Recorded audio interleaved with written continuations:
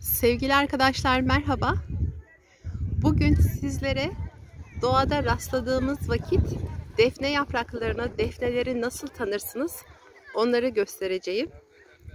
Burası Karadeniz kıyısı, Kocaeli'nin Kovanağzı bölgesi. Benim en çok geldiğim, yüzmeyi sevdiğim temiz berrak kayalıkların arası. Tabii herkes sevmez. Burada kumsal olmadığı için, kum olmadığı için taşlar vardır. Atlamak ya da hemen dalmak durumundasınız. Şimdi gelin defne yapraklarını tanıyalım.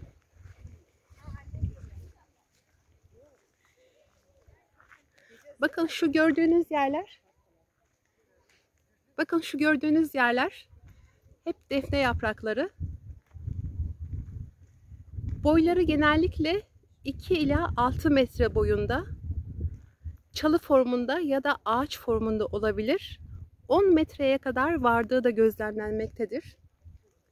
Şöyle baktığımızda daha uzunları var burada gördüğünüz gibi. Defneyi inceleyelim. Bakın şöyle yaprakları, enleri 2 ila 4 santim arası. Yaprakların boyları yine 4 ila 12 santim arası. Kokladığımızda aşırı aromatik bir yaprak.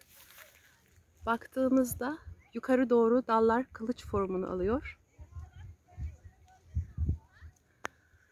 Alternatif tıpta kullanıldığı gibi çok şifalı olmasının yanı sıra aynı zamanda tavuk ve hindi haşlamalarının alt kısmına dizilir. Pilavlarda kullanılır. Çaylara atanlar da var. Demlerken çok güzel bir koku verdiğini duydum arkadaşlarımdan. Ben henüz demlemedim.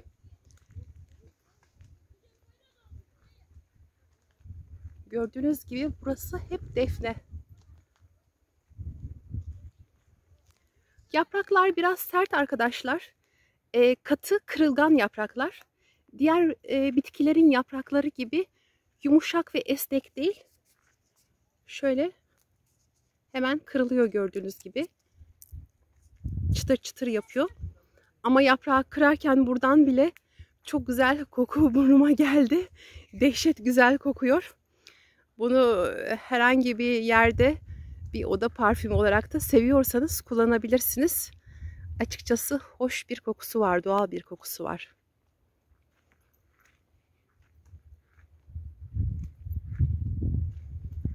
Bakın demin de size söylediğim gibi dallar yukarı doğru kılıç formunda.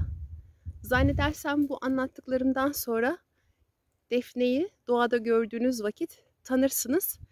Eminim ki birçok insan tanıyordur ama ben tanımayanlar için bu videoyu hazırlamak istedim. Beni izlediğiniz için çok teşekkür ederim. Sağlıkla kalın. Hayırlı günler dilerim. Şimdi videoyu kapamadan önce yine şu güzel manzarayı size göstereyim.